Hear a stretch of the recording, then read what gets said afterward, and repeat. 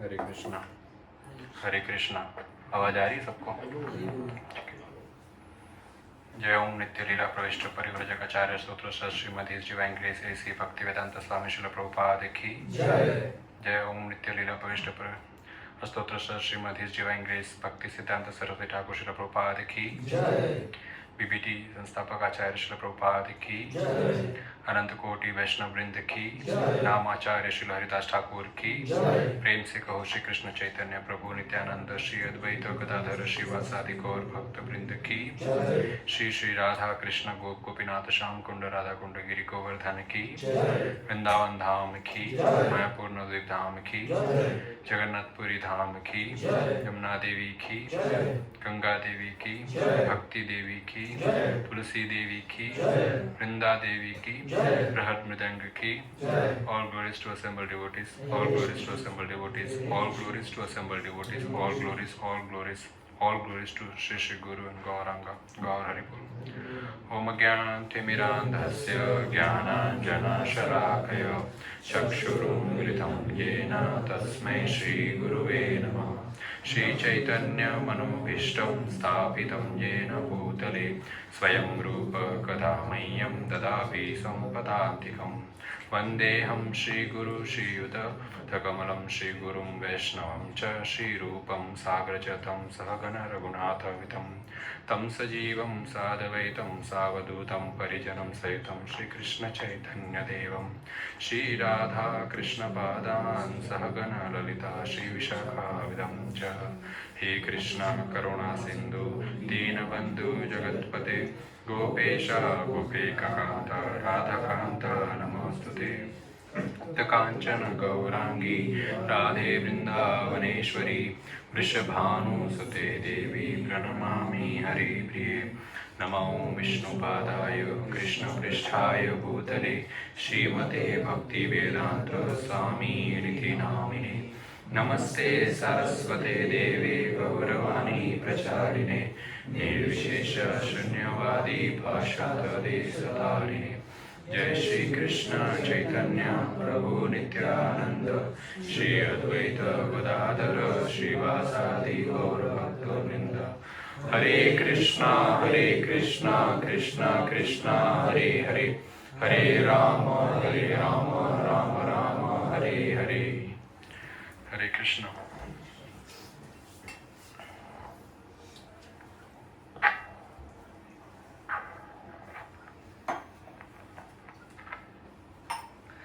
क्या कथा किए थे हम?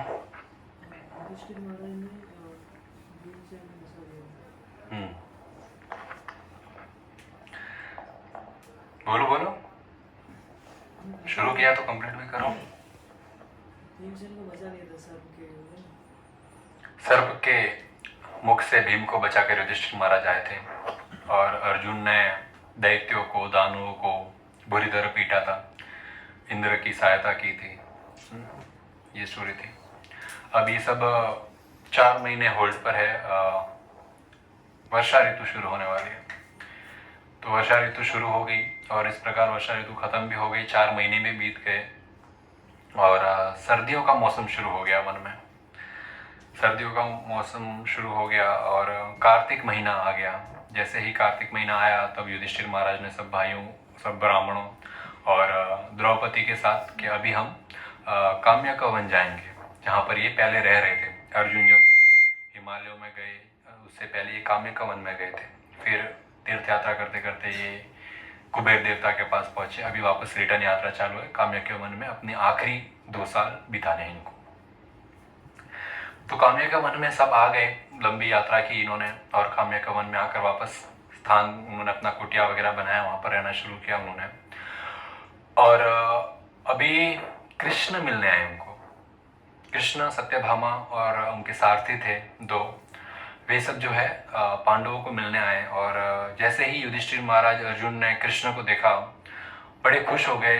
लगभग 6 साल बाद वापस मिले हैं सब कृष्ण से और आंखों में आंसू भरकर युधिष्ठिर महाराज जहाँ बैठे थे, वो स्थान जो कार्य कर रहे थे, वो कार्य छोड़कर चारों भाइयों के साथ द्रौपदी संग भागते हुए कृष्ण के पास गए। और जैसे ही कृष्ण के पास युधिष्ठिर महाराज पहुंचे तो कृष्ण ने युधिष्ठिर महाराज के पैर छुए, क्योंकि कृष्ण यहाँ पर अपना भगवत्ता नहीं दिखा रहे कि मैं भगवान हूँ तो सब मेरे पैर छूने चाहिए, नहीं। फ्रेंडशिप में कृष्ण अपना फ्रेंडशिप वाला रिश्ता ही निभाना पसंद करते हैं। कृष्ण जब वृंदावन में होते हैं अपने गोप सखाओं के साथ, तो वहाँ पर ऐसा नहीं है कि सुबह सुबह गोप सखा आए हैं, घंटी बजाया कृष्ण को उठाने के, चिल्लाते हैं कन्हैया उठ जा, हे कन्हैया उठ जा। फिर ऐसा भी नहीं है कृष्ण आए तो गोप सखा सब दंडवत मारे, कृष्ण दंडवत मारे। कृष्ण आते ही कोई कृष्ण की बांसुरी खींच के भागता है, कोई कृष्ण के बाल खींचता है, कोई टपली मारता है। ऐसे ही कृष्ण के साथ गोप सखा सब खेलते हैं। तो ये प्रेम कृष्ण को बहुत पसंद है। प्रसाद ले लो और यहीं पे कहीं पे रख दो।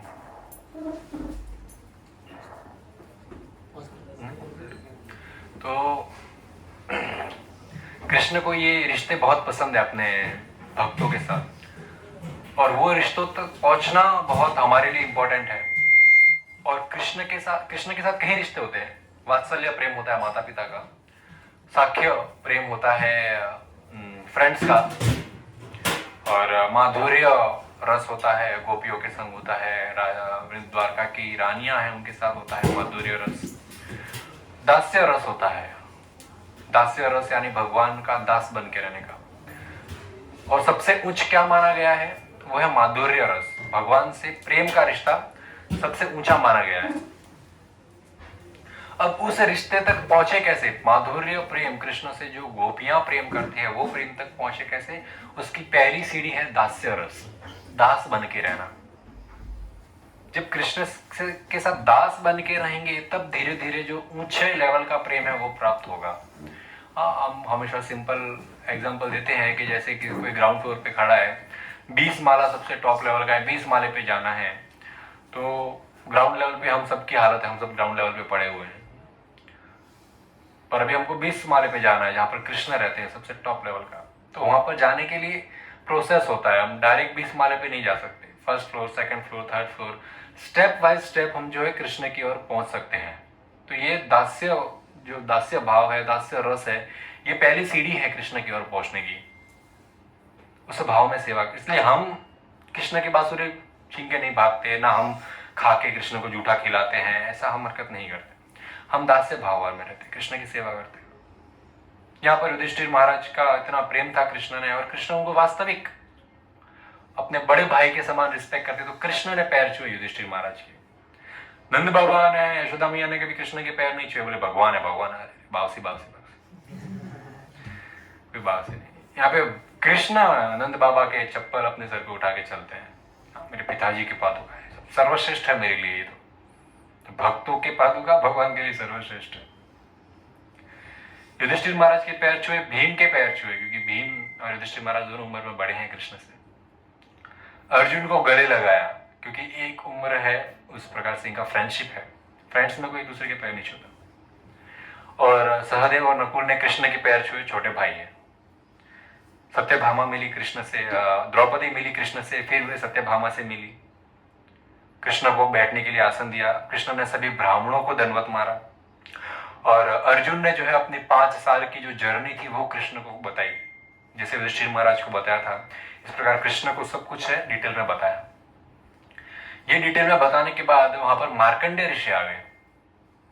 मार्कंडेय ऋषि की हमने कथा की थी श्रीमद् भागवतम के आखिरी स्कंद में, प्रभु के घर पे हमने की थी वो कथा। तो मार्कंडेय ऋषि यहाँ पर आ गए, सबने मार्कंडेय ऋषि को दंडवत किया, सबने मार्कंडेय ऋषि को बैठने के लिए एक स्थान दिया। अब मार्कंडेय ऋषि जो है, जब ब्रह्मांड का निर्माण हुआ था तब से लेके अब तक जिंदा ही है वे। उन्होंने कहीं युग जाते हुए देखे, कहीं राजा देखे, भगवान के कहीं अवतार देखे, कितने क्षत्रिय देखे। तो ये आए अपने मार्कंडेय ऋषि आए तो सब मार्कंडेय ऋषि के चरणों में बैठ गए, कृष्ण संग सब पांडव इत्यादि। और मार्कंडेय ऋषि को कहा कि आप हिस्ट्री बताइए, क्योंकि हिस्ट्री हम, सिंपल सी बात है, हमको कितनी हिस्ट्री पता है जितनी किताबों में लिखी है, उसके अलावा हमको कुछ पता ही नहीं है। अगर उसके अलावा कोई हिस्ट्री जाननी है तो वहां का व्यक्ति अगर आके बताए कि ऐसा वहां घटा था जो अभी किताबों में उसका वर्णन नहीं है, तो हम वो हिस्ट्री जान सकते हैं। तो वो यहाँ मार्कंडेय ऋषि थे, ऐसी ऐसी उनके पास कथाएं थी जो कहीं लिखी नहीं है, और वो सब जानने के लिए उत्सुक थे सभी लोग मार्कंडेय ऋषि के पास। अब कृष्ण ने रिक्वेस्ट किया मार्कंडेय ऋषि को कि आप ऋषियों की और राजाओं की कथाएं बताएं हमको, कैसे वे जीते, कैसे वे अपने धर्म का पालन किया। अब मार्कंडेय ऋषि ये बताए तब नारद मुनि भी वहां पर आ गए। क्यों? मार्कंडेय ऋषि के मुख से सुनने के लिए। जो प्रसंग नारद मुनि ने भी कभी नहीं देखे वो मार्कंडेय ऋषि के मुख से सुनने मिलेगा। युधिष्ठिर महाराज ने सवाल पूछना शुरू किया और मार्कंडेय ऋषि ने जवाब देना शुरू किया। एक क्वेश्चन आंसर सेशन था। जानना चाहेंगे क्या सवाल पूछे थे? युधिष्ठिर महाराज ने कहा कर्म का फल कैसे मिलता है, कर्म कैसे कार्य करता है। जैसे आप देख सकते हैं मैं हमेशा धर्म का पालन करते हुए भी आज जंगल में दर भटक रहा हूं और हमेशा पाप का साथ देते हुए भी कौरव जो है ऐशो आराम से जी रहे हैं। तो ये कर्म कैसे कार्य करता है? क्या कर्म का फल इसी जीवन में व्यक्ति को भोगना पड़ता है या वो अपने कर्म को अगले जन्म लेके जा सकता है? कर्म किस प्रकार इस जीव आत्मा के साथ अटैच कैसे रहता है कर्म, ये बताइए। ये क्वेश्चन थे उनके कर्म के ऊपर। आंसर चाहिए? मार्कंडेय ऋषि ने कहा कि जो ये जीव आत्मा का जो जन्म और मृत्यु का साइकिल है ये कर्म के ऊपर ही डिपेंड करता है। ये कर्म टिकट है आपकी। इस जन्म मृत्यु की जो ट्रेन है इसका टिकट ये कर्म है। आप ये ट्रेन आपको कौन से प्लेटफॉर्म पे उतारेगी वो आपके कर्म के टिकट के ऊपर डिपेंड करता है। और इस ट्रेन के जो ड्राइवर और कंडक्टर जो है यमराज जी और चित्रगुप्त जी बड़े स्ट्रिक्ट है। ये कोई घूस देकर आगे वाले प्लेटफॉर्म पे उतार देना, बिना टिकट के जाने देना, ये नहीं चलता है। बहुत स्ट्रिक्ट है। जहां का टिकट है वहीं उतारा जाएगा। अर्थात जैसे व्यक्ति ने कर्म किए हैं वो कर्म के अनुसार ही उस जीव को, उस आत्मा को जो है शरीर मिलने वाला है। कर्म के ऊपर निर्भर करता है। मार्कंडेय ऋषि बताते हैं कि ये जीव जब तक इस मटेरियल वर्ल्ड, भौतिक संसार में रहता है तब तक वो बिना शरीर के नहीं रहता। वो शरीर चाहिए ही चाहिए उसको। क्यों? एंजॉय करने के लिए उसको शरीर चाहिए। खुद वो आत्मा को एक शरीर चाहिए। एक शरीर के अंदर रहकर ही वो एंजॉय कर सकता है। इसका हम प्रैक्टिकल एग्जांपल देख सकते हैं आजकल के हमेशा से चलते आ रहे सदियों से भूत प्रेतों का, आत्माओं का। उनको कुछ भी किसी से कुछ कहना है या अपना कुछ कार्य करना है तो किसी के शरीर में जाकर ही करते हैं। तो आत्मा को जब तक शरीर नहीं मिलता तब तक वो एंजॉय नहीं कर सकता। मार्कंडेय ऋषि बताते हैं कि आत्मा को शरीर चाहिए। अब आत्मा के पास ये जब ग्रॉस बॉडी नहीं रहता तब उसके पास सटल बॉडी रहता है। एक सूक्ष्म शरीर रहता है। सूक्ष्म शरीर किस चीज से बना हुआ रहता है? मन, बुद्धि और अहंकार। इससे ये शरीर बना रहता है। जैसे कि हमको एक बार किसी ने क्वेश्चन पूछा था कि मरने के बाद माना नरक जाते हैं, स्वर्ग जाते हैं, पर शरीर तो यहीं छूट जाता है, तो एंजॉय कैसे करेंगे? और नरक में एंजॉय तो स्वर्ग में होगा। नरक में जो बोले आप लोग के तलते हैं वहां पर ऐसा कढ़ाई में जलते हुए लोहे के खंभे को उन लोग ऐसा हग करवाते हैं और ऐसा मतलब उबलता हुआ लावा मुंह में डालते हैं उन लोग। और बड़े बड़े इंसेक्ट्स के जंगल में फेंक देते हैं और वो जानवर हमको खाते हैं। और ऊपर से फेंकते हैं और नीचे बड़े बड़े लोहे लगे रहते हैं, उसमें आरम पार चले जाते हैं। और इस प्रकार की बहुत डिटेल पनिशमेंट्स है नरक में। अलग अलग पाप के अनुसार अलग अलग पनिशमेंट्स है। तो यदि शरीर यहाँ पर है तो पनिशमेंट आत्मा कैसे भोगेगी? क्योंकि कृष्ण ने तो गीता में कहा आत्मा को कोई काट नहीं सकता, आत्मा को कोई मार नहीं सकता, आत्मा को कोई जला नहीं सकता, आत्मा कभी मरती नहीं है, आत्मा कभी जन्म नहीं लेती है। तो वो आत्मा तड़पती कैसे है नरक में? फिर नरक जाने का अर्थ क्या है? शरीर तो है ही नहीं। तो वो आत्मा को ये सूक्ष्म शरीर, सटल बॉडी दी जाती है। मन, बुद्धि और अहंकार की शरीर दिया जाता है। ये मन, बुद्धि और अहंकार का शरीर ऐसा है, ये शरीर जो हमारा पंच तत्वों से बना है, 5 एलिमेंट्स का, ये यहीं पे रह जाता है। पर और ये शरीर को दर्द होता है। ये शरीर शाश्वत नहीं है, ये कभी भी मृत्यु को प्राप्त कर सकता है। पर ये जो सूक्ष्म शरीर है ये शाश्वत है, मन, बुद्धि, अहंकार। और ये इसका इतना फायदा है इस शरीर का कि नरक में जाने के बाद यदि ये शरीर में समझो कोई नरक में गया, फॉर एन एग्जांपल ये शरीर लेकर जो कि प्रेजेंट हमारा ये मटेरियल बॉडी है, तो ये शरीर में अगर एक सुई घुसाई, किसी ने सुई खाया, इंजेक्शन वाला सुई देते हैं या फिर ऐसे ही कुछ लग गया, सुई काटा, दर्द होता है ना। तो बोले ये शरीर में एक सुई का दर्द एक सुई दर्द जितना ही होता है। पर ये जो सटल बॉडी है, मन बुद्धि अहंकार का जो शरीर ये आत्मा प्राप्त करके नरक में जाती है, वहां पर यही सुई अगर उस शरीर में घुसाई जाए तो वो भाले का काम करती है। इतनी सी सुई अगर इसमें घुसी तो समझो भाला घुसा है। अभी भाले में कितना दर्द होता है, किसी ने खाया है? खाना भी मत, एक्सपीरियंस करना, एक्सपीरियंस अलग बात है। नरक में तो नरक में वो सुई डालेंगे, नरक में वो छोटी सी सुई डालेंगे, हमको भाले का एहसास होगा। पर शास्त्र बताते हैं कि नरक में लोग भाले डालते हैं, तो सोचो किसका एहसास होगा। तो ये शरीर, और एक सुई का दर्द मतलब इंटू 1000 मिलता है।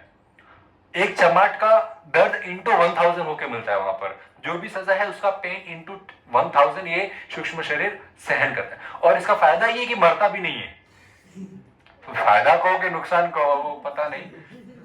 ऐसा होता है ना कि संसार में कोई व्यक्ति, खासकर बुजुर्ग लोग होते हैं, पर कोई बुजुर्ग नहीं तो कोई बीमार होते हैं, कुछ ना कोई तकलीफ से गुजरते हैं, तो इतनी बीमारी में ग्रस्त रहते, इतना उनको दर्द होता है, तो वो बोलते कि बस अब तो मरे तो बेटर है। बोले इसमें शरीर छूटे, इतना दर्द होता है शरीर को लोगों को। तो सुना होगा आपने, बुजुर्ग लोग ज्यादा बोलते हैं कि बस हमें तो शरीर छूटे, राम बुलाए तो काम आए, तो ही अच्छा लगेगा। और अभी नरक में इतनी पीड़ा पहुंचती है, कोई ये इच्छा भी नहीं कर सकता कि शरीर छूटे, छूटता ही नहीं है शरीर, क्योंकि वो सूक्ष्म शरीर मर नहीं सकता। आपको भाला घुसेड़ेंगे, आपको बहुत दर्द होगा, आपको बहुत पीड़ा होगा, आपको फिर अगले दिन सुबह उठोगे तो सेम प्रोसेस है। रोज वो दर्द से गुजरना है। लगभग कम से कम आपका टाइम पीरियड 10,000 ईयर्स जैसा होता है। 10,000 ईयर्स। हम यहाँ पर सिर्फ 60 से 80 साल जीते हैं। और जो व्यक्ति 50 साल या फिर 40 साल का भी होता है, वो बोलता है हमने दुनिया देखी, हमने बहुत एक्सपीरियंस किया। अभी तो कुछ एक्सपीरियंस किया ही नहीं है। ये तो ट्रायल भी नहीं, तो टीजर है खाली। मूवी तो वहां बनेगी, तब नहीं देख पाओगे क्या क्या होता है। 10,000 साल किसको कहते हैं? यहाँ 50 साल नहीं गुजरते लोगों से, 80 साल खत्म नहीं होते। 10,000 साल तक वो दर्द में रहना पड़ता है, क्योंकि यहाँ पर हमने पाप किया था। इस शरीर को थोड़ा सा सुख पहुंचाने के लिए इतना पाप किया हमने। अब उसका जो रिजल्ट है वो वहां पर मिलेगा। डरा नहीं रहे, पर सच्चाई से हम सब एक दूसरे को अवगत कर रहे हैं सच्चाई से कि ऐसा भी होता है, ताकि पाप करने से व्यक्ति डरे। क्योंकि कैसा होता है ना, छोटे बच्चे हैं, अभी सामने अगर सांप आ गया, तभी उनको ये नहीं मालूम कि वो सांप काटेगा तो हम मर जाएंगे, तो उनको डराना पड़ता है। उनको एक्सप्लेन नहीं कर सकते, देखो इसमें पॉइजन होता है, हाँ ये काटेगा तो उसके दांत से पॉइजन आएगा, फिर तेरी पूरी वो ब्लड में वो पॉइजन मिक्स हो जाएगा। बच्चों को कोई फर्क नहीं पड़ता, पॉइजन आया ब्लड में, उनको पता भी नहीं सब क्या है। तो उनको ये फिलोसॉफी नहीं दे सकते। उनको क्या देना पड़ता है? डराना पड़ता है। ये काटेगा तो दुखेगा, फिर डॉक्टर इंजेक्शन देगा, ओ इंजेक्शन दुखेगा, वो डर। तो इस भौतिक संसार में भक्तों को डराने की जरूरत नहीं है। भक्तों को फिलोसॉफी ज्ञान से ऊंचे लेवल तक लेके जा सकते हैं, पर जो फिलोसॉफी नहीं समझते, जो भक्ति के रास्ते पर नहीं है, उनको डराना पड़ता है। ऐसा होता है, वो डर से लोग पाप नहीं करते। तो यहां पर बताते हैं कि ये सटल बॉडी मिलती है, और हर जीव आत्मा का कर्म के हिसाब से रिकॉर्ड रहता है, जो यमराज जी रखते हैं। और यमराज जी हर एक आत्मा का हर रिकॉर्ड है उनके पास। कोई ये नहीं बोल सकता अरे मैंने सिगरेट पिया तो कमरा बंद था, खिड़की बंद थी, किसी को पता नहीं चला, नाको नाक खबर नहीं पड़ी, स्मेल ही नहीं आई, उसके बाद मैंने मिंट खा ली तो दरवाजा खुलने के बाद भी किसी को पता नहीं चला, रूम फ्रेशनर मार दिया, किसी को पता नहीं चला। ऐसा नहीं होता है।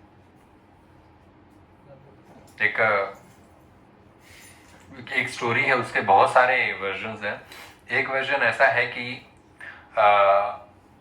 एक व्यक्ति 2 लड़कों को ऐसा मुर्गी देता है, बोला कि इसको काट के आओ, इसको वहां काटना जहाँ कोई ना देखे।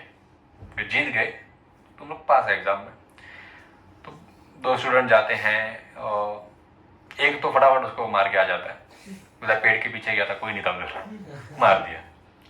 दूसरा लड़का घंटों घूम फिर के वापस आता है, तो उसको पूछते क्या तूने काटा? बोले कि मैं कैसे काटूं?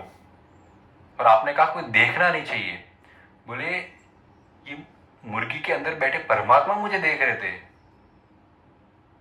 मुर्गी तो देख ही रही थी, वो तो अलग ही बात है, और इसके अंदर बैठे परमात्मा देख रहे थे, मेरे हृदय में बैठे परमात्मा देख रहे थे। मैं कहीं पे भी चले जाऊं इस दुनिया के कोने में, ऐसी कोई जगह नहीं है जहां मैं अकेला होऊंगा।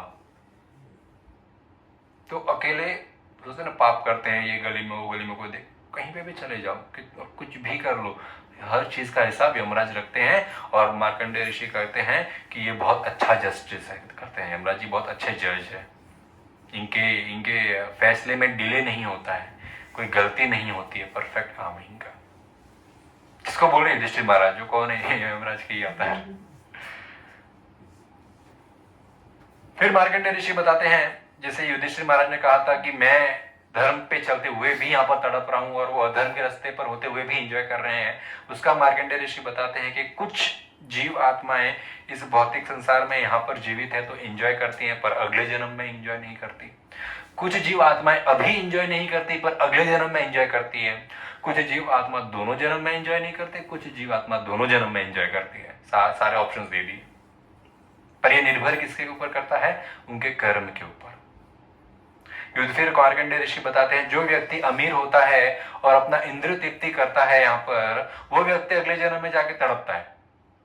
पर जो एक सात्विक जीवन जीता है इस जन्म में, थोड़ी तपस्या करता है, वो अगले जीवन में भी एंजॉय करता है, उसको कोई तकलीफ नहीं होती। जो व्यक्ति प्योर लाइफ जीते हुए दान, तप और अच्छे कर्म बनाता है, वो व्यक्ति इस जन्म में भी खुश रहता है, अगले जन्म में भी खुश रहता है। और जो व्यक्ति शास्त्रों का उल्लंघन करता है, शास्त्रों का पालन नहीं करता है, वो इस जन्म में भी दुखी रहता है, अगले जन्म में भी दुखी रहता है। तो चारों ऑप्शंस के चारों एग्जांपल्स मार्कंडेय ऋषि ने बता दी। फिर मार्कंडेय ऋषि बताते हैं, युधिष्ठिर महाराज, आप पांचों भाई, कितने भाई है? 5। आप पांचों भाई जो है कोई साधारण मनुष्य नहीं हो जो कर्म के हिसाब से यहाँ पर, आपका ना तो कोई कर्म है, ना अच्छा कर्म है, ना बुरा कर्म है, आपके कोई भी कार्य से आपको कर्म नहीं लगता है, क्योंकि आप तो श्री हरि श्री कृष्ण के शाश्वत निजी पार्षद हैं। आप वहां से यहाँ पर केवल लीला करने के लिए आए हैं, और ये लीला जब अंत होगी आपके जीवन के अंत में, आप वापस भगवत धाम चले जाएंगे। स्वर्ग नरक से आपका कोई लेना देना नहीं है। जैसे कि रावण हो गए, कुंभकर्ण हो गए, हिरण्यकश्यप हो गए, हाँ, ये कोई कर्म से बंधे हुए नहीं है। रावण ने इतना ये जो किया है, बोले रे ये तो नरक में तड़पे नहीं तड़पा, या फिर उसने कुछ गलत कार्य किया था इसलिए अभी रावण बन के आया है राक्षस, ऐसा भी नहीं है। वो धाम से आया है, लीला किया है, धाम चला गया। हमारे साथ ऐसा नहीं होता है, हम धाम से नहीं आए फ्रेश, हम कई युगों से इधर घूम रहे हैं और कर्म इकट्ठा कर रहे हैं, इसलिए हमको जो है कर्म के हिसाब से चलना पड़ता है। भगवान के शाश्वत पार्षदों को कर्म के हिसाब से नहीं चलना पड़ता, उनको कोई पाप नहीं लगता है। फिर मार्कंडेय ऋषि बताते हैं अपनी कथा के किस प्रकार जब एक बार ब्रह्मा जी ने प्रलय लाई, सब समाप्त हो गया था, ब्रह्मा जी के सोने का समय हो गया, तब मैं कैशल कारणोदक्षाई विष्णु जिस समुद्र पे वास करते हैं, वो कारण सागर जो है, कैजुअल ओशन जो है, बोले वही था, हर जगह सिर्फ पानी था, और मैं उसमें तैरता जा रहा था हजारों वर्ष तक, जमीन सब डूब गई थी। तब मुझे एक बनियान वृक्ष, एक बनियान पेड़ देखा। उस बनियान पेड़ के एक पत्ते के ऊपर एक सांवले रंग का बच्चा सोया था, इतना खूबसूरत था जिसकी कोई सीमा नहीं थी, और वो अपना अंगूठा चूस रहा था, छोटा सा बच्चा। और जब मैं तैरते तैरते उसके पास गया तो वो नन्हा सा बालक मेरे को बोलता है, बेटा आ गए। मैं इतना बड़ा ऋषि और वो छोटा बच्चा बोलता है कि पुत्र आप आ गए, आप बहुत थक गए रहेंगे, आप विश्राम करिए। बोले कहाँ विश्राम करूं? तब बोले उस नन्हे से बालक ने एक सांस अंदर खींची और मैं उनके शरीर के अंदर चला गया, और जैसे ही मैं उस बालक के शरीर के अंदर गया, तब मैंने अनेक ब्रह्मांड देखे, अनेक ब्रह्मांडों में अनेकों एक पृथ्वी लोक इत्यादि लोग देखे। वहां पर कहीं राजा राज कर रहे थे, वहां पर मैंने वो जंगल देखे जहां पर मैंने तपस्या की थी, और वो सब वहां पर चल रहा था। तब मेरे को मालूम पड़ा, मैं वापस उस मुख से बाहर आया, मालूम पड़ा ये और कोई नहीं, ये वही कृष्ण है जो फिलहाल आपके बाजू में बैठे हैं। सभी ने कृष्ण को धन्यवाद किया। तब मुझे मार्कंडेय ऋषि कहते हैं, तब मुझे रियलाइज हुआ कि परम पुरुषोत्तम भगवान श्री हरि ही सबके करता धरता है, इनसे ही सब आता है, इनमें ही सब चला जाता है, यही इस भौतिक संसार को उत्पन्न करते हैं, यही उसका संचालन करते हैं, और यही उसको तबाह करते हैं। तब भगवान श्री हरि मार्कंडेय ऋषि को कहते हैं वो कृष्ण बाल रूप में जो वहां पर सोए थे सांवले से, वो कहते हैं कि जब तक ब्रह्मा जी का दिन नहीं होता, मतलब रात चली नहीं जाती, उगते नहीं, तब तक आप मेरे इस ब्रह्मांड में यहाँ पर वास करो, फिर आप वापस बाहर आ जाना। और ये कहकर वापस वो अंदर चले जाते हैं और वहीं वे स्थान ग्रहण करते हैं। तो ऐसा नहीं है कि कृष्ण, हम यहाँ पर देख रही है 5000 साल पहले कृष्ण ने एक लीला की थी। अलग अलग ब्रह्मांडों में कृष्ण की अलग अलग लीलाएं अभी चल रही हैं। जिस प्रकार अभी हम यहाँ पर चर्चा कर रहे हैं, किसी न किसी ब्रह्मांड में अभी यशोदा मैया कृष्ण के पीछे भागकर उसको बांध रही है। किसी ब्रह्मांड में अभी कृष्ण कंस का वध कर रहे हैं। किसी ब्रह्मांड में अभी कृष्ण का जन्म हुआ है। किसी ब्रह्मांड में अभी कृष्ण रास लीला कर रहे हैं। तो हर ब्रह्मांड में कहीं ना कहीं कृष्ण की लीलाएं चालू है। और वो देख सकते हैं, अगर वैसी तपस्या है, वैसी साधना है, वैसी भक्ति है, वैसी कृष्ण से प्रेम है, यहां पर बैठे हुए इस यूनिवर्स से भी उस यूनिवर्स की लीलाएं देख सकते हैं। युधिष्ठिर महाराज आगे पूछते, कलयुग के बारे में बताइए, कलयुग आने वाला है बहुत जल्द, कैसा रहेगा कलयुग। मार्कंडेय ऋषि बोलते, बहुत कलयुग देखे और बहुत भयानक कलयुग है। लोग महाभारत में डिटेल वर्णन है कलयुग के बारे में, कैसे लोग बौने हो जाएंगे। लोग आज भी बौने हो जा रहे हैं, फ्यूचर का तो पता नहीं। लोग बौने हो जाएंगे, जानवर भी बौने हो जाएंगे, सब एक दूसरे को मारकर खाएंगे। जो धन कमाएगा वही सच्चा होगा, जो लोगों को मैनिपुलेट कर पाएगा वही सबसे होशियार माना जाएगा। जो साधुत्व बर्ताव वाला रहेगा, जिसका नेचर भक्ति वाला रहेगा, उसको लोग डम ठोट गिनेंगे। वो तो आज भी होता है। कोई मंदिर जाता है जो भोला है, भोला नहीं है, तुमको बेच के खा जाएगा। वो बस बेचना नहीं चाहता है आपको, वो धर्म के रास्ते पर चल रहा है। इतना फर्क है खाली। तो कलयुग के बारे में बताते हैं, फिर कहते कल की आएंगे और सबको मार देंगे, सतयुग का स्थापना होगा। इस प्रकार कहीं घंटों तक मार्कंडेय ऋषि के साथ चर्चा होती है। फिर मार्कंडेय ऋषि वहां से चले जाते हैं और सभी जो नारद मुनि इत्यादि आए थे वे भी सब चले गए। अब कृष्ण भी जाने के लिए रेडी है, तो कृष्ण सबको अलविदा कहते हैं, सबसे मिलकर कृष्ण चले जाते हैं वहां से। अब 12वां साल शुरू हो गया, इनके वनवास का 12वां साल शुरू हो गया। 12वां साल शुरू हुआ तब पांडवों के पास से ना एक ब्राह्मण गुजर के जा रहे थे। वहां से एक ब्राह्मण हस्तिनापुर जा रहे थे, तो बीच में एक काम्य का वन आता है। तो थोड़े दिन पांडवों के पास रुके, हालचाल लिया, फिर वहां से वे चले गए हस्तिनापुर। अब धृतराष्ट्र को जैसे ही पता चला ये ब्राह्मण काम्य के वन से आ रहे हैं, जहां पर पांडव वास कर रहे हैं, उनसे मिलकर आ रहे हैं, तो युधिष्ठिर महाराज फट से उनको मिले। युधिष्ठिर महाराज ने पूछा, मेरे बच्चे कैसे हैं, पांडव कैसे हैं, पांचों कैसे हैं, उनके हालचाल बताओ। और फिर ब्राह्मण ने कहा कि शरीर से बहुत कमजोर दिख रहे थे, वन में रह रहे थे, तो फिर वैसा ही खान पान है, कमजोर दिख रहे थे। ये जैसे ही सुना तो धृतराष्ट्र को बड़ा इतना दुख हुआ उनके हृदय में, वो इतना रो रहे थे अंदर ही अंदर कि। और फिर द्रौपदी के बारे में जब पूछा तब उन्होंने बताया कि ये पांचाल नरेश की पुत्री राजकुमारी, इतनी सुकोमल राजकुमारी आज खाल पहनकर जंगलों में घूम रही है, शरीर एकदम सूख सा गया है। ये सुनकर जो है धृतराष्ट्र फूट फूट कर वहां पर सब सभा बैठी है, हजारों राजागण बैठे हैं, बाजू में विदुर भी बैठे हैं, भीष्म पितामह बैठे हैं। पर धृतराष्ट्र ने जब ये सुना कि ये हालत है द्रौपदी की, वो फूट फूट कर रोने लगे, खुद का सर पीटने लगे, छाती पीटने लगे। बोले कि इस दुख का कारण मैं ही हूं, मेरे पुत्र है पांडव, मेरे पुत्र के समान है, ये द्रौपदी है मेरी पुत्री के समान, मैंने इतना गलत उनके साथ किया पुत्र मुंह में आकर।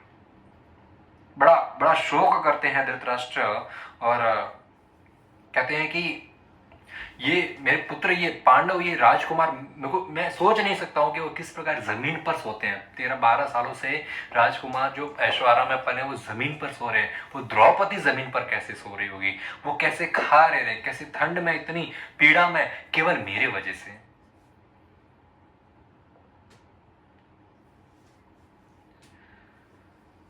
अब फिर धृतराष्ट्र कहते हैं कि ये सब भाग्य का ही लिखा है, अदरवाइज ये हो ही नहीं पाता। मैंने मेरे पुत्रों का साथ दिया, गलत कार्य में साथ दिया, क्योंकि ये भाग्य का लिखा था। पर अब मैंने सुना है कि अर्जुन स्वर्गलोक जाकर दिव्य अस्त्र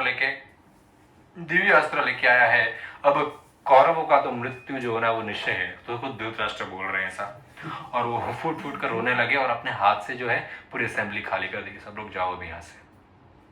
बड़े दुखी बैठे। शकुनी उस असेंबली में था और शकुनी ये सब देखा और सुना, भागते हुए दुर्योधन के पास गया। भांजे भी, ये भांजा कर्ण के साथ बैठा था और बड़ा ऐशो आराम में जी रहा था। अब शकुनी जाके कहता है कि भांजे 12 साल आपने बहुत एंजॉय किया है दूसरों के धन पे, बहुत अपना पूरा पृथ्वी अभी हमारे अंडर है। और वैसे तो धृतराष्ट्र राजा की गद्दी पे है, पर सारा लेखा जोखा जो है वो दुर्योधन के पास ही है। दुर्योधन ही इनडायरेक्टली सब कुछ हैंडल करता है अभी, और इतने सारे मित्र बना लिए हैं। दुर्योधन कहते हैं कि अभी जैसे हमको न्यूज मिली है काम्य का वन में पांडव रह रहे हैं, अभी जाके उनको जरा दिखा के आते हैं, अपना ऐशो आराम दिखा के आते हैं। तो शकुनी भी कहता है कि बहुत अच्छा आइडिया, हम सब जीत चुके हैं वैसे भी, तो चलो हम जाते हैं, हजारों की संख्या में जाएंगे और हम सब अपनी अपनी सुंदर सुंदर पत्नियां भी साथ में लेके जाएंगे। तो द्रौपदी भी देखेगी मैं भी राजकुमारी हूँ और इतने ऊंचा घराने की ऐसे अवस्था में, और ये ऐसे वस्त्र सुंदर। बोले शकुनी बोलता है कि अपने दुश्मनों को जलते हुए देखने का जो आनंद है वो ये 12 साल में भी नहीं मिलेगा हमको। किसी किसी को सब कुछ प्राप्त होने के बाद भी वो आनंद नहीं मिलता जो आनंद दूसरों को जलाकर देखने में मिलता है। कितनी नीच सोच हो सकती है लोगों की, कितनी गिरी हुई सोच हो सकती है लोगों की। तो दुर्योधन बोलता है कि मामा आपकी बात तो सही है, जाना चाहिए, पर मुझे लगता नहीं है पिताजी अलाउ करेंगे जाने के लिए। धृतराष्ट्र कभी परमिशन नहीं देंगे। और जैसे कि हमने सुना है कि अभी उन लोग और ज्यादा पावरफुल हो गए क्योंकि वो दिव्य अस्त्र लेके आया अर्जुन, तो थोड़ा डर भी लग रहा है जाने में। बट मामा आपने जो कहा वो सच तो है, आनंद तो बहुत आएगा। हमला नहीं करते, सिर्फ दिखा के आते कि हमारे पास क्या क्या है, दूर से दिखा के आप भाग जाएंगे। दूर से दिखाएंगे चले जाओ। शकुनी बोलता है चलो पिताजी से कुछ कहकर मनवाएंगे।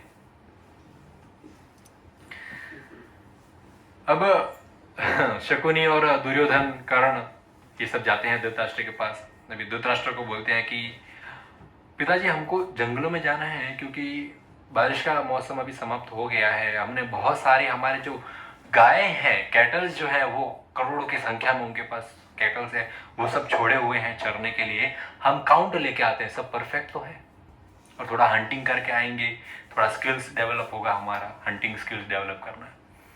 धृतराष्ट्र को मालूम पड़ गया कि इनको काम्य का वन ही क्यों जाना है अपने स्किल्स डेवलप करने के लिए। धृतराष्ट्र बोलते हैं कि बेटा मैंने सुना है पांडव काम्य के वन में रहते हैं और आप लोग ने चीटिंग से उनके पास से सब कुछ जीता है। युधिष्ठिर महाराज तो गुस्सा नहीं होंगे, वो तो बहुत प्रेम करते हैं आपसे अभी भी। भीम का गारंटी मैं नहीं ले सकता, आपको देखते ही उसको याद आ जाएगा, वो तो भूला भी नहीं होगा आप लोग ने क्या किया है, पर और अच्छे से याद आएगा आपका चेहरा देखकर डिटेल में आप लोग ने क्या किया है, वही आपको मार देगा। अगर भीम अपने युधिष्ठिर महाराज भाइयों के कहने में आकर न भी मारे तो द्रौपदी की ऐसी तपस्या है वो तुमको श्राप देकर वहीं पे तुम्हारा राख बना देगी।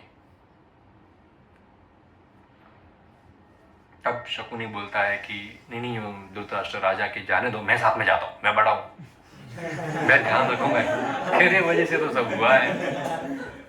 शकुनी बोलता है कि मैं ध्यान रखूंगा बच्चों का, इनको कहीं पे पांडवों के नजदीक ही नहीं जाने दूंगा। हमको क्या काम पांडवों से, हम पांडवों से दूर रहेंगे, अपना कार्य करेंगे और वापस आ जाएंगे। धृतराष्ट्र को पता है कैसा नालायक है, पर मान जाता है दुर्योधन की बात। धृतराष्ट्र मान जाता है। फिर थोड़ी देर पहले रो रहा था, मैंने गलत किया है, पर पुत्र मोह ऐसा है, ऐसे लालच है, मान जाता है। जा अब तैयारी करते हैं वे हजारों सैनिक, सेनापति और सैनिक हजारों की संख्या में। ठंडी लग रही है, मेरे को गर्मी लग रही है।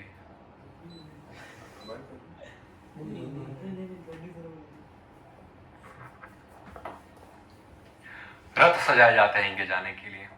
8000 रथ, 8000 रथ, 9000 घोड़े और 30,000 हाथी पांडवों को जलाने के लिए लेके जाते हैं। इसमें से 90% तो पांडवों का ही है, ये चीटिंग करके लिया है, पर वो लेके जाते हैं जंगल में, एकदम अंदर जाते हैं। फिर एक नदी, एक सरोवर के किनारे जो है अपना सा महल बनाते हैं, रहना है यहाँ पर थोड़े समय तक, अपना टेम्पररी घर बनाते हैं, बहुत विशाल घर बनाते हैं, सब सेटल हो जाते हैं। साथ में सबकी पत्नियां आती है, इतनी सारी स्त्रियां, बाप रे, जंगल में इतने सारे लोग आए। अब इन लोग पे सबसे पहले दुर्योधन अपना कार्य करता है, जो कैटल्स को गिनना था, तो सारे कैटल्स का लेखा जोखा जो है वो पूरा कंप्लीट कर देता है। अब फ्री हो गया काम से, अब बोलते चलो हंटिंग के लिए जाते हैं। तो दुर्योधन जो है अपने कुछ सैनिकों के साथ, सेनापति के साथ जो है वहां पर वे हंटिंग के लिए जाते हैं। और जैसे जैसे जाता है तो वो काम्य का वन में और गहराई में जाता है और सुंदर सुंदर नज़ारे काम्य के वन के देखता है। अंदर जाते जाते हुए काम्य के वन की नदी के किनारे पे पहुंच जाता है। वो लंबी विशाल नदी है, बहुत दूर है, वो लंबी नदी है। वहां पर ये खड़े रहकर देखता है नदी के उस किनारे युधिष्ठिर महाराज बैठे हैं। वहां पर उनका वास था, युधिष्ठिर महाराज पांडवों का। युधिष्ठिर महाराज और साथ में द्रौपदी जो है यज्ञ कर रहे हैं और हजारों की संख्या में वहां पर ब्राह्मण हैं जो वेदों के मंत्रों का उच्चारण कर रहे हैं।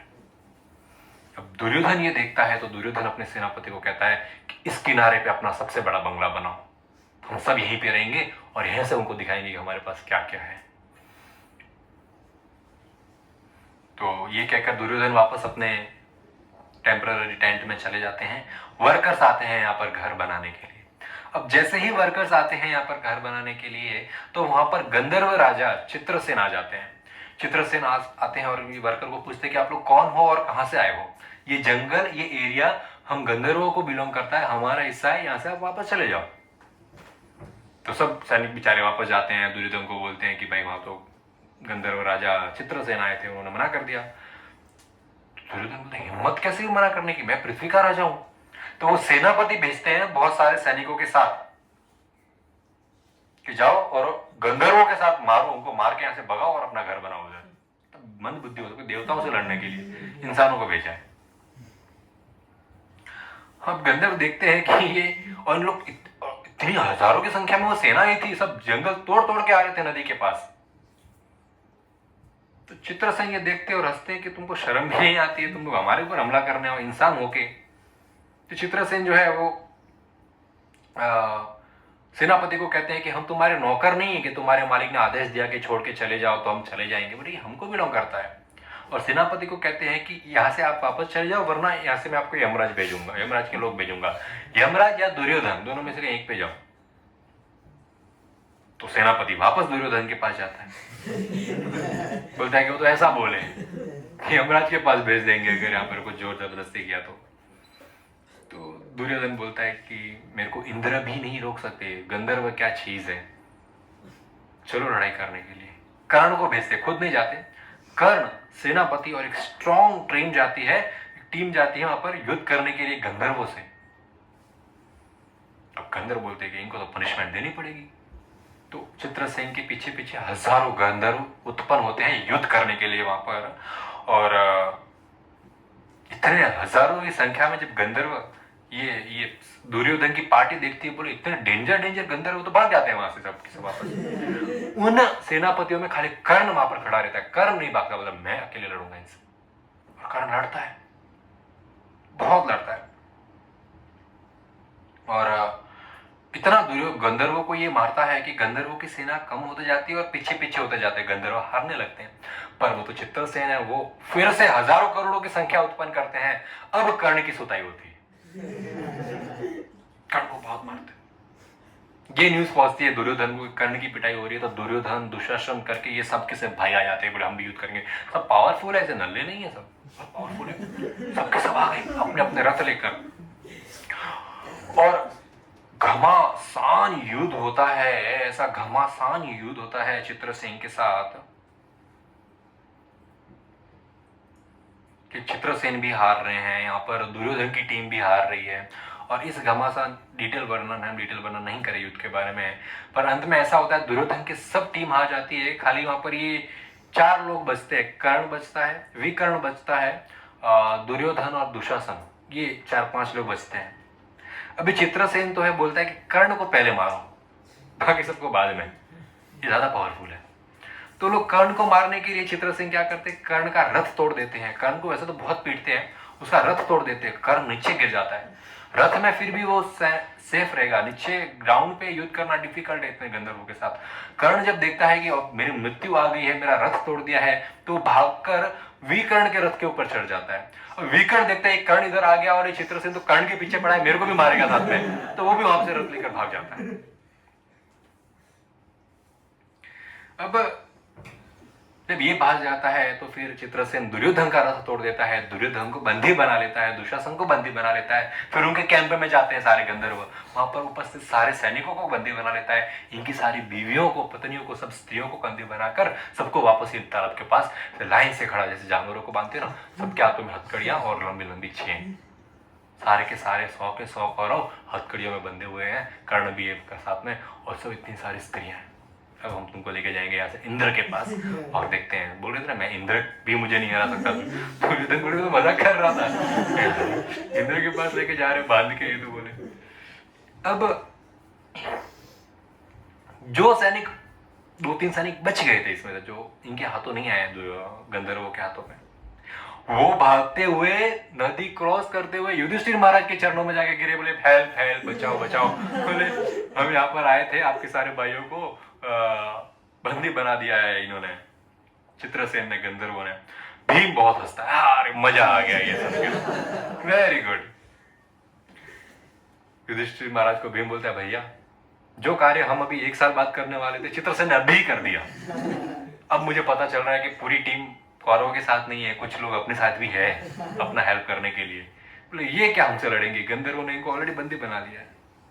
युधिष्ठिर महाराज बोलते, शांत, इस प्रकार मजाक नहीं उड़ाते, ये हमारी मदद करने आए हैं और ये हमारा धर्म है, हम इनकी मदद करें। दूसरी बात, आपस में भाइयों की कितनी भी लड़ाई हो, तीसरा जब हमको मारने आए तब हम अलग नहीं हो सकते। वैसे तो 100 कौरव और 5 पांडव है, पर तीसरा जब युद्ध करना है तब हम 105 भाई है, और मैं कभी भी मेरे भाइयों के ऊपर आंच आने नहीं दूंगा। कोई और नहीं मार सकता, मैं मारूंगा 1.5 साल बाद बहुत मारूंगा, ऐसा ही होने वाला है, पर अभी कोई और उनको नहीं मार सकता।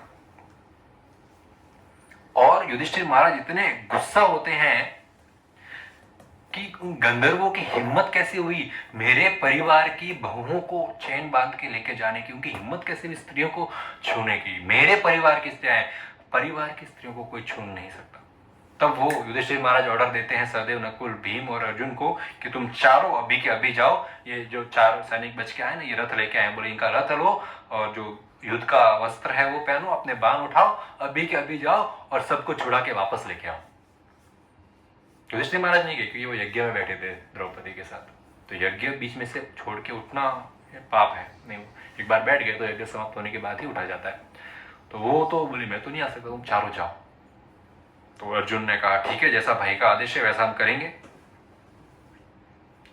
अगर अर्जुन युधिष्ठिर महाराज को कहते, अगर गंधर्वों ने कौरवों को नहीं छोड़ा तो आज ये भूमि जो है वो गंधर्वों का खून पिएगी।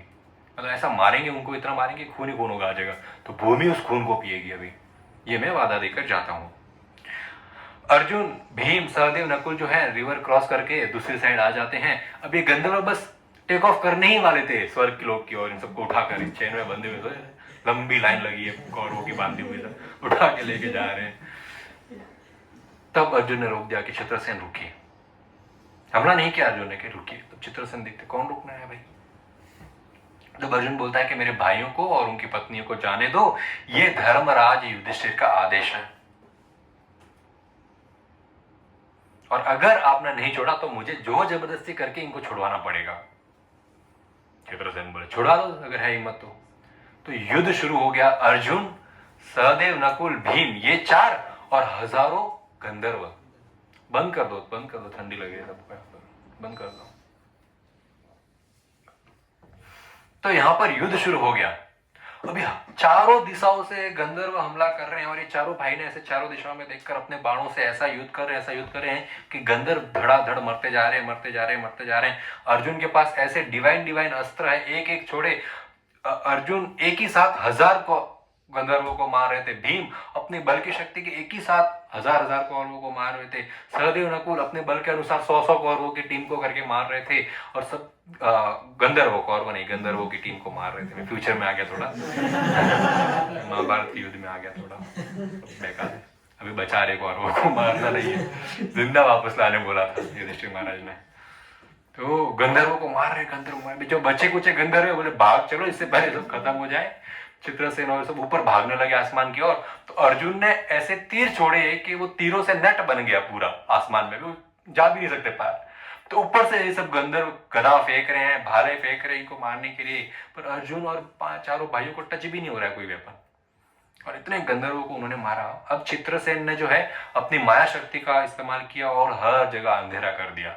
अर्जुन बोलता है मैं गुजरा उससे पहले, guys I know the trick. तो अर्जुन ने जो है अपना शब्द वेदी इस्तेमाल किया और अंधेरा वहां से गायब हो गया और सामने ये दिख गए यहाँ पर।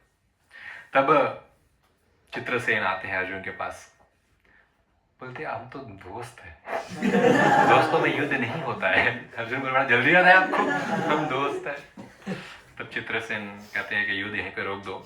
अर्जुन बोलते हैं कि हम दोस्त हैं, ऑफकोर्स दोस्त है, गंधर्व और साथ में रहे 5 साल वहां पर स्वर्ग लोक में, तो हम लोग सब दोस्ती है, पर ये आप कौरवों को क्यों लेके जा रहे थे? तब चित्रसेन कहते हैं कि हमको पता था, इंद्र ने हमको बता दिया था कि ये कौरव यहाँ पर आ रहे हैं आपको नीचा दिखाने के लिए। इंद्र ने हमको यहाँ पर भेजा था कि आप कौरवों को उनकी औकात दिखा के नीचा दिखाने आए हैं ना। तो इंद्र ने कहा था आप उनको पकड़ो और युधिष्ठिर महाराज उनको बचाएंगे, तब कौरवों को मालूम पड़ेगा कितनी महान हस्ती है युधिष्ठिर महाराज। क्या नीचा दिखाने आ गए थे और मुंह दिखाने लायक भी नहीं बचे हैं। जिनको नीचा दिखाने आए थे उन्होंने जान बचाई है। तो अर्जुन बोलते ठीक है आप इनको भी छोड़ दो, ये हमारा ही परिवार है, हमारे युधिष्ठिर महाराज का आदेश है। तो युधिष्ठिर महाराज के पास सब कौरवों को लेके जाते हैं, सब कौरव खड़े चुपचाप मुंडी नीचे करके क्या करेंगे। युधिष्ठिर महाराज बड़ा प्रेम देते हैं सबको, भाइयों को वहां पर। कितना कितना ऊंची कैरेक्टर किसी का हो सकता है, मतलब इतना महान कोई कैसे बन सकता है। कौरवों को प्रेम दे रहे युधिष्ठिर महाराज। चित्रसेन आके हाथ जोड़ते हैं युधिष्ठिर महाराज के आगे, युधिष्ठिर महाराज उनको भी प्रेम देते हैं। चित्रसेन बोलते हैं मुझे बड़ा प्रसन्नता हुआ युधिष्ठिर महाराज आपको देखकर, आपकी महानता को देखकर, आपका धर्म को देखकर, आपके भाइयों के प्रति आपका प्रेम देखकर बड़ा खुश हुआ। तब इंद्रदेव भी वहां पर आते हैं। अब ये तो एक काइंड ऑफ गेम था ना ये कौरवों को नीचा दिखाने का, उस गेम के चक्कर में इतने सारे गंधर्व मारे गए। तो युधिष्ठिर महाराज इंद्रदेव आते हैं और अपनी शक्ति से सभी गंधर्वों को वापस जीवित कर देते हैं। जितने मरे थे सब वापस जो है जीवित हो गए, गंधर्व इंद्रदेव सब वापस वहां से चले गए। युधिष्ठिर महाराज कौरवों को कहते थे कि आप मेरे छोटे भाइयों, मेरा आशीर्वाद आपके साथ है, अभी आप घर चले जाइए। और इतना सा मुंह लेकर सारे कौरव जो है अपनी पत्नियों के साथ, अपनी सेना के साथ घर चले गए। आज की कथा यहीं पे समाप्त करते हैं। श्रील प्रभुपाद की जय। हरे कृष्णा।